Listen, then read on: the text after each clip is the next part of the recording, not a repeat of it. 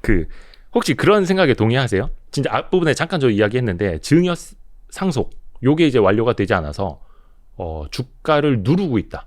대주주가 주가를 누르고 있다. 이런 표현들을 흔히들 많이들 쓰시거든요. 네. 그런 현상이 진짜 사실이라고 혹시 보시나요? 뭐 저는 어느 정도는 그럴 만한 이유가 있다고 봅니다. 기업가들이라고 하는 사람들은 개인도 마찬가지겠지만 주어진 제도 하에서 최선을 다하는 사람들이거든요. 최적화에 능한 사람들입니다. 이게 좀 과하면은 최적화에서 뭐 돈만 밝히는 이런 사람이 되겠지만 기본적으로 기업가들의 본능은 두 가지입니다. 하나는 주어진 상황에서 어떻게든 그 가장 효율적인 선택을 하는 사람들이라는 거. 그러니까 이제 사업을 일구고 살아남았겠죠. 네. 그리고 두 번째는 문제를 해결하는 데 능한 사람이라는 겁니다. 본능적으로 문제가 있으면 해결하려고 들거든요. 네, 네. 그게 이제 대부분의 그래서 상장사까지 끌고 온 기업가들의 그렇죠. 예, 그 정신인데 세금이라고 하는 게 기본적으로 주가 뭐 며칠간의 주가를 기준으로 해가지고 상속세를 매기고 하면 네. 당연히 거기에 최적화해서 행동을 하는 거죠. 근데 그게 비난의 대상인가에 대해서는 글쎄요, 뭐 제도 탓일 수도 있을 거고요. 인간의 예. 본성이죠. 네, 그러니까 기업가들의 본성이라고 봅니다. 그거 자체를 어떤 비난할 수 있는 부분은 아니지만 네. 어쨌든 제도가 크게 변화가 없었기 때문에 상속세나 증여세에 있어서 네. 많이들 그런 시도를 해왔다고 볼 수가 있죠. 그러니까 요즘에 보면은 어떻게 보면 이제 소액 투자자분들이 그리고 이제 자산가가 아닌 분들마저 자산가들의 증여세율을 낮춰야 된다. 기업가들의 증여세율을 낮춰야 된다. 이런 주장도 많이 하시고 작년을 우리가 이제 복기를 해서 보면 대주주 양도세. 아니 3억 이상 투자하시는 분도 아니고 심지어 전 재산이 3억도 안 되시는 분들마저 대주주 양도세를 완화해야 된다. 이렇게 주장을 하시는 걸 보면서 한편으로는 되게 짠했어요.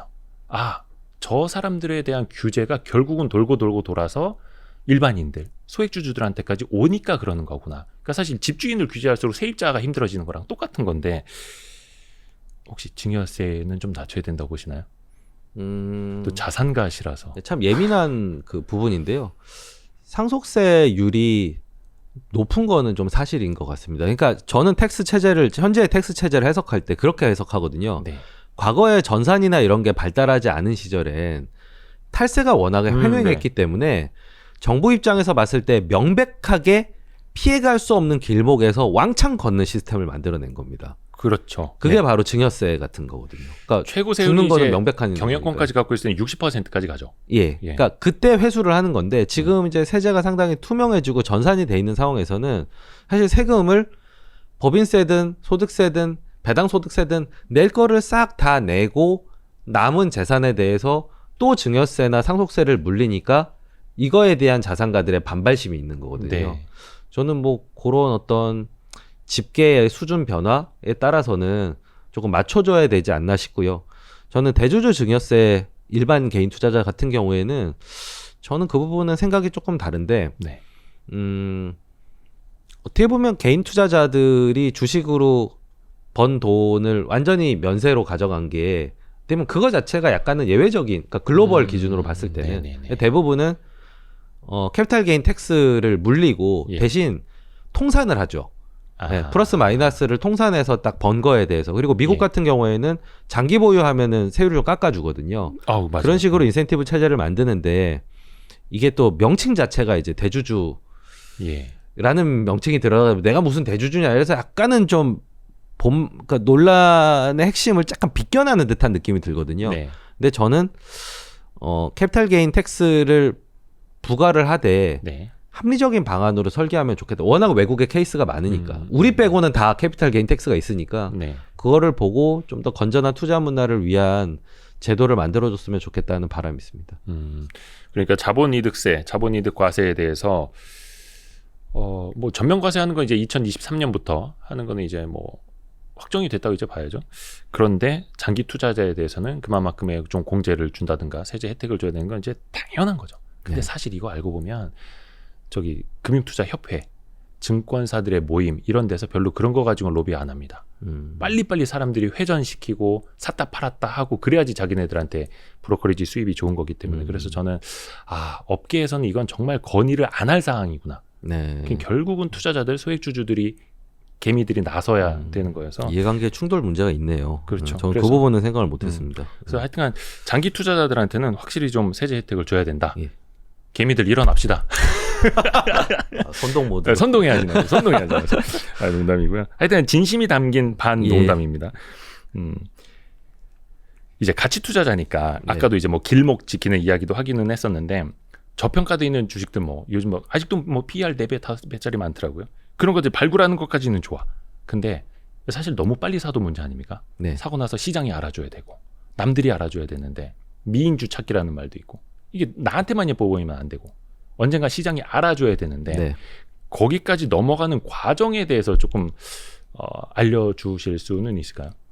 저는 이제 포트폴리오를 구축하는 과정을 네. 연예기획사에 많이 빗대서 설명을 드리거든요. 오, 네. 그러니까 저희가 포트폴리오를 구축하는 과정의 제일 첫 번째는 종목을 분석해서 편입하는 거잖아요. 네. 그게 유망 가수를 오디션 봐서 여러 가지 테스트를 거쳐서 얘는 걸그룹 데뷔가 될 만 하겠다 안 하겠다를 가늠하는 그 선발 과정이랑 비슷하다고 생각을 합니다. 이 1단계에서 제일 중요한 거는요. 대중이 좋아할 거냐 안 좋아할 거냐를 떠나가지고 기본적인 자질을 통과를 해야 됩니다. 기본기. 예, 그러니까 노래도 잘하고 춤도 잘 추고 예. 외모도 좋고 네. 매력도 있고 네. 기본적으로 딱 그거 가지고 따져야지 연예기획사 사장이 어설프게 예. 얘를 대중들이 좋아할까? 이래서는 답이 안 나옵니다. 네. 기본적으로는 펀더멘털을 중심으로 체크한다. 저희 1번입니다. 그러면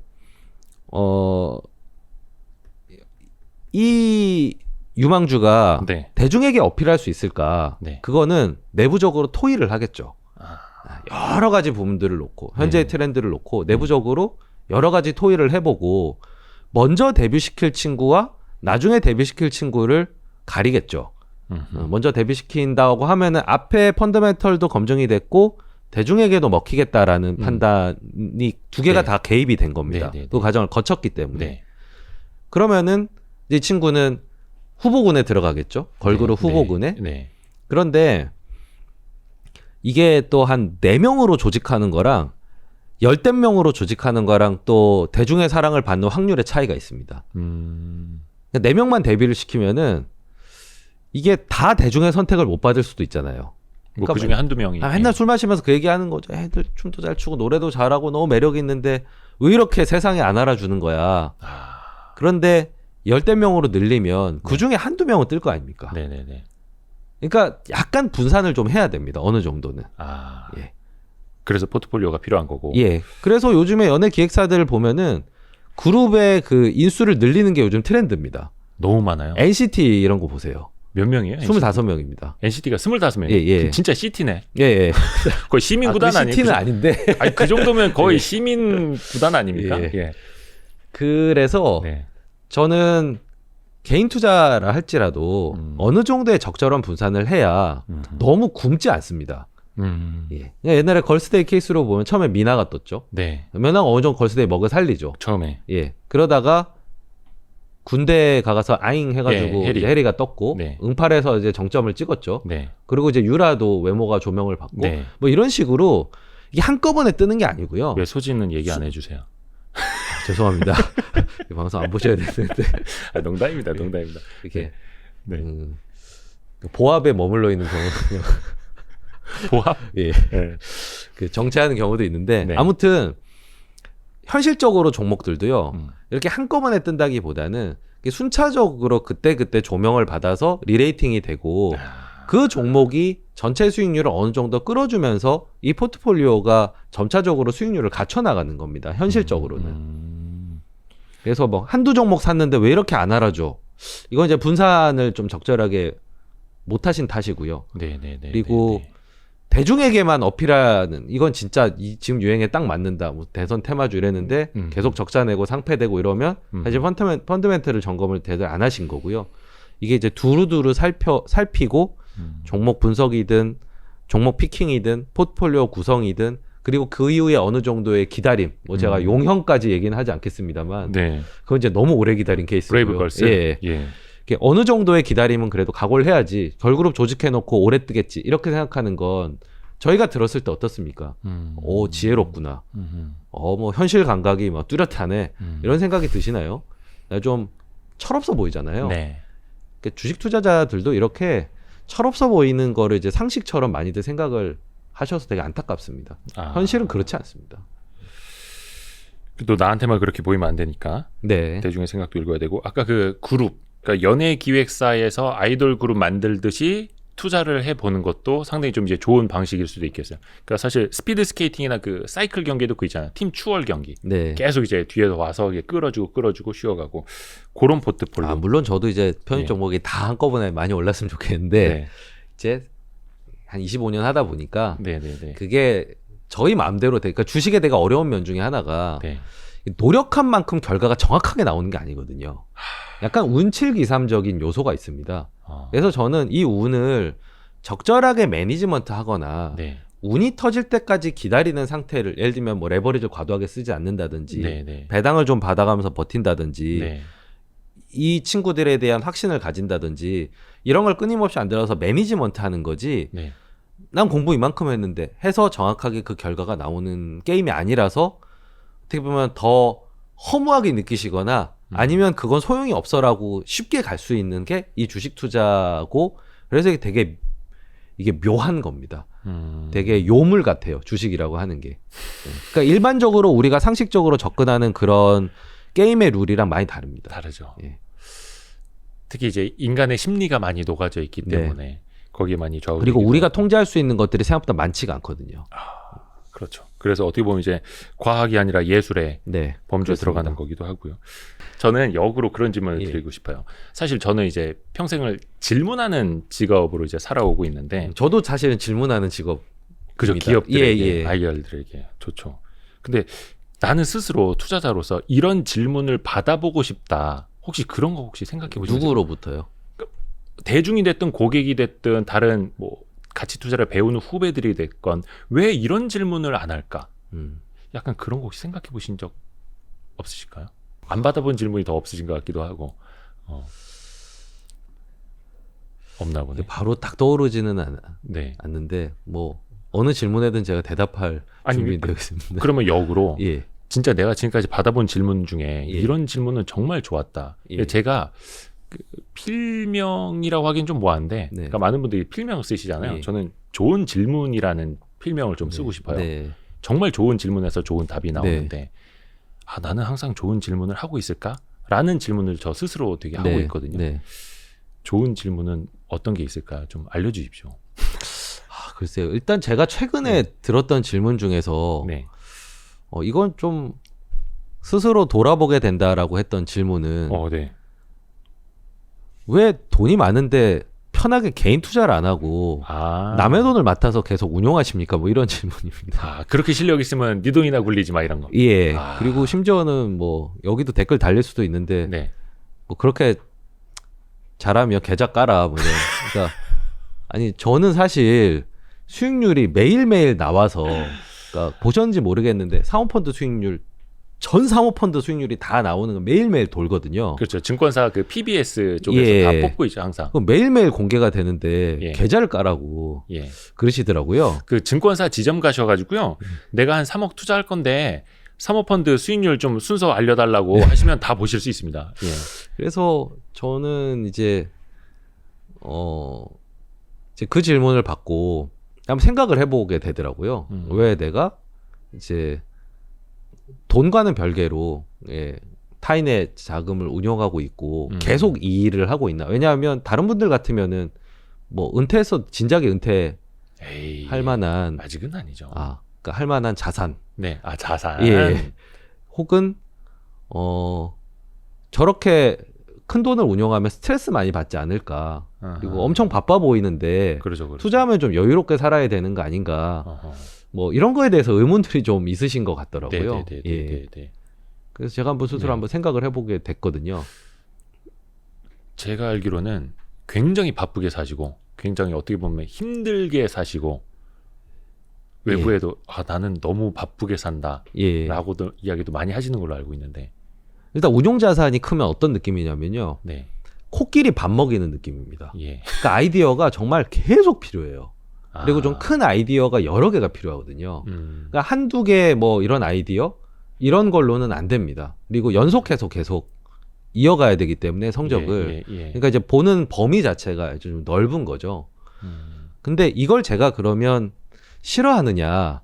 이게 제가 싫어하지 않는 것 같더라고요. 결국 좋아서. 네, 그러니까 이게 두루두루 많은 비즈니스를 이렇게 보는 게 굉장히 재밌다. 제가 오전에도 자동차 이렇게 긴 보고서랑 그다음에 SM 보고서 네. 긴 거 이렇게 읽고 왔는데 전혀 다른 거잖아요. 네. 사실 개인 투자하시면 이렇게까지 안 보셔도 돼요. 그러니까 왜냐하면 그 내용이 너무 디테일해요. 네네네. 그 안에 들어가 있는 예. 내용들이. 근데 제가 그 보고서 시간은 들어가지만 재밌게 읽었어요. 오. 예. 그래서 혹시 기본적으로 좀 좋아하는 것 같습니다. 누가 쓴 건지. 저희 내부 애널리스트. 아, 내부. 예, 예, 내부 예. 보고서. 저희는 한 번 쓰면은 20장, 30장씩 나오거든요. 일단은 제가 이게 남의 비즈니스 들여다보고 네. 생각해보고 예측하고 그런 거 굉장히 좋아하는구나. 이거를 다시 한번 제가 좀 느꼈고요. 기본적으로 좀 덕업일체에 가까운 그런 부분이 있고요. 네.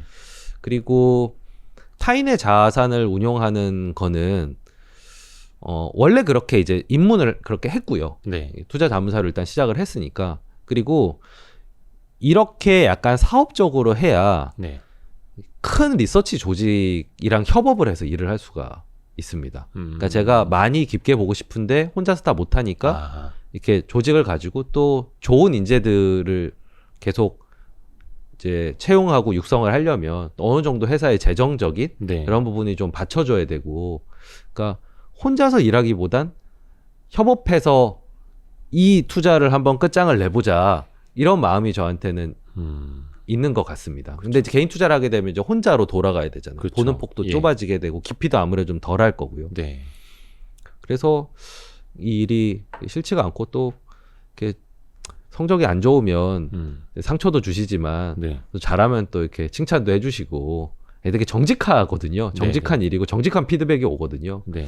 그럼 이제 실망하시면 이제 다시 인정받아야지 하고 또 열심히 하고 어허. 또 해주시면 또 계속 이어가야지 하고 뭐 그래서 계속 하는 거 같더라고요. 근데 기본적으로 제가 이 일 되게 좋아하는 것 같습니다. 사실 VIP 투자 자문 시절부터 그렇고 VIP 자산 운용도 꾸준함이잖아요. 사실 네. 가치 투자도 네. 그래야 되는 거고 어떻게 보면 좀 시류에 따라서 가치 투자들이 또 욕을 많이 먹을 때도 있고 다시 떠오를 때도 있고 하긴 한데 VIP는 이제 꾸준하게 네. 이제 최준철 대표님이 중심을 잡고 계시다는 거. 저희가 그래도 또 대주주기 때문에 잘하셔야죠. 저희 발로 나가지 않는 이상은 근데 김민국 그 부분은 대표님하고도 되게 중요한 것 같습니다. 같이 하고 계시잖아요. 네네. 지금 사무실도 같이 쓰고 예, 계신다고. 예, 같은 방을 쓰고 있죠. 근데 저는 개인적으로 김민국 대표님을 한 번도 못 뵀어요. 그 그때 회사 갔을 때도 못 뵙고 예, 그래가지고 아니 왜 자꾸 대외적인 활동을 혼자만 하고 김민국 대표님을 숨겨놓으시지? 그러니까 그 브자 TV 그 예. 유튜브 VIP 자산운용 유튜브에 김민국 대표님도 나오셔서 말씀 잘하시더라고요. 네. 그래서 저는 약간 외향적이지를 못하고 말씀을 잘 못해서 방송이나 언론에 많이 안 나오시나 싶었는데 말씀을 굉장히 그렇지 잘하시던데요. 않습니까? 예. 예. 다음번에는 김민국 대표님 좀 한번 보내주십시오. 개별적으로 연락. 제가 욕심내고 있다고. 네, 김민국 대표도 엄청 바빠가지고. 예. 두 분 다 바쁘시죠. 어제도 막 사실. 스케줄 6개 이렇게 소화를 하더라고요. 너무 감사합니다. 너무 감사합니다. 마지막으로 가시기 전에 저희 그 Y스트릿이 이제 런칭한 지는 한 달 반 됐나? 예. 그 정도 됐는데 네. 앞으로 좀 어떻게 네. 투자자들한테 진짜 좋은 예. 정보, 아이디어를 예. 드리는 관점에서 봤을 때 좀 조언 좀 해주십시오. 어떻게 좀 만들어 나가라. 되게 왜냐면은 쓴소리도 잘 해주시고 네. 약간 그 관점이 너무 좋으셔가지고. 그러니까 저는 일단 뭐 꼭 가치 투자라고 표현하지 않더라도 네. 좀 장기적으로 검증된 방법을 계속 소개해 주시고 네. 방법을 알려주시고 믿음을 좀 갖게 해주셨으면 좋겠다 음. 싶은 생각이 듭니다. 그러니까 제가 처음 주식할 때만 해도 표본이 적었어요. 그러니까 성공 사례가 미국에서만 있었지 한국에서 많이 없었었거든요. 네. 근데 지금은 이제 한국에서도 꽤 많은 정석적 플레이로 좋은 결과를 얻으신 분들의 케이스가 많은데 네.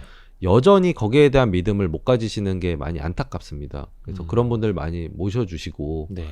많이 그런 자신감들 꼭 주식하면은 막 사수를 부리거나 막 남의 주머니를 이렇게 좀 터는 식의 그런 방식 뭐가 독해져야 주식하면 막 독해져야 되고 막 눈에 쌍심지를 켜야 되고 이런 게 아니라 네. 얼마든지 마음 편하게 그래도 공부는 좀 해야 됩니다. 네네네. 그래서 정석적인 투자를 해도 괜찮다는 자신감을 좀 막 이렇게 불러 일으켜 주셨으면 좋겠습니다. 저희가 투자의 정석이 되겠습니다. 네. 투자의 정석의 겉표지까지만.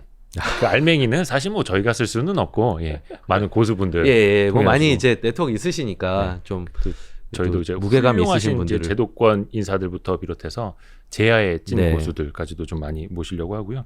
그러니까 어떤 분들은 이제 유튜브에서 많이 이제 노출이 되는 트레이더, 스캘핑 하시는 분들도 유튜브 많이 하고 이제 많이 알려져서 그거를 이제 따라하겠다고 뭐 하시는 분들도 꽤 많아요. 네. 근데 저는 기자로서 10여 년, 저 실제로도 그분들 많이 따라다녀봤고 하지만 절대 못 따라갑니다. 그럼 그분들이기 때문에 하시는 맞아요. 거고 저 100% 공감합니다. 한 10만 명 중에 뭐 한 1, 20명은 따라할 수도 있을 것 같아요.